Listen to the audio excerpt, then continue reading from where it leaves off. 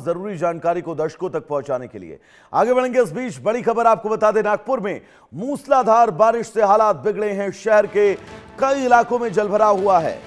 भारी बारिश से ट्रैफिक व्यवस्था प्रभावित हुई है। बारिश के चलते स्कूल कॉलेज बंद हैं। तो नागपुर में मानसून ने अपना रंग दिखाया है। जिस बारिश का इंतजार शहर कई हफ्तों से कर रहा था, उसने मंगलवार को रिकॉर्ड तोड़ अंदाज में दस्तक दे दी। मौसम विभाग की चेतावनी बिल्कुल सटीक साबित हुई और देखते ही देखते आसमान से पानी की ऐसी बारिश कि पूरा शहर पानी पानी हो गया। सुबह करीब 11:30 बजे शुरू हुई बारिश ने कुछ ही घंटों में नागपुर की सड़कों, बाजारों और रिहायशी इलाकों को जलमग्न कर दिया। सबसे हैरान करने वाली बात यह कि महज 1.5 घंटे में करीब 100 मिलीमीटर बारिश दर्ज की गई, जबकि शाम 5:30 बजे तक केवल 6 घंटे के भीतर कुल 180 मिलीमीटर बारिश रिकॉर्ड की गई। यह इस मानसून सीजन में एक दिन में हुई सबसे ज्यादा बारिश है।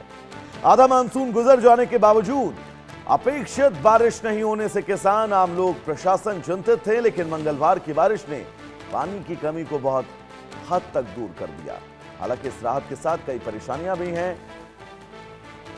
शहर के निचले इलाकों में जलभराव है। कई प्रमुख सड़कों पर ट्रैफिक की रफ्तार थमी है और लोगों को घंटों जाम का सामना करना पड़ रहा है। मौसम विभाग का कहना है कि आने वाले दिनों में भी बारिश का दौर जारी रह सकता है। प्रशासन ने नागरिकों से सतर्क रहने और अनावश्यक रूप से जलभराव वाले इलाकों में न जाने की अपील की है। फिलहाल नागपुर में बारिश ने राहत और आफत दोनों का एक साथ एहसास करा दिया है। तो बारिश के चलते नागपुर के सभी स्कूलों को अगले आदेश तक के लिए बंद किया गया है।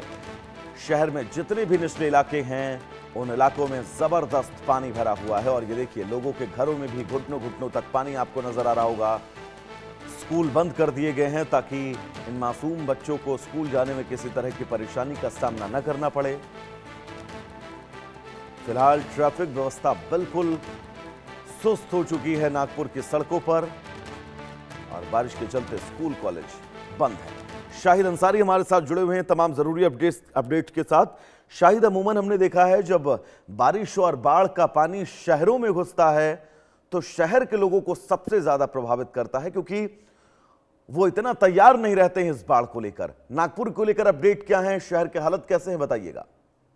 देखिए, नागपुर की अगर बात करें, सिर्फ 6 घंटों में ही जो है तकरीबन 180 मिलीमीटर बारिश हुई है। शुरुआत में जो है अगर बात करें तो पहले तो ये कयास ही नहीं लगाया जा रहा था कि विदर्भ के इलाकों में, वैभव, आमतौर पर विदर्भ के इलाकों में बारिश का जो आम इलाकों, कोकण और बेल्ट की अगर बात करें तो इन इलाकों में कम रहता है।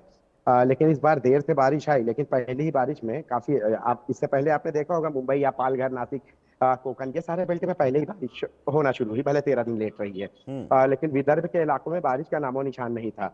आप अगर बात करें बीते 2 दिनों के, तो नागपुर में हालात जो है तेज बारिश की वजह से कई इलाकों में जल जमाव, जल भराव है।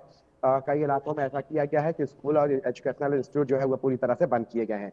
बीते 6 घंटों में जो है, कुल 6 घंटों में अगर हम बात करें 180 मीटर बारिश रिकॉर्ड की गई है। उसके अलावा प्रशासन ने इन सभी इलाकों में जो है स्कूल, कॉलेजेस और दूसरे जो एजुकेशनल इंस्टीट्यूट है उन सबको बंद कर दिया है और ये कहा है कि आने वाले अलर्ट या प्रशासन के उस अपील को लेकर या फरमान को लेकर इंतजार करें। कुछ जगहों पर आपको मैं बता दूं कि जिन जो इलाके जो है निचले इलाके हैं, उन इलाकों में भी जो है जल जमाव बहुत ज्यादा रहा।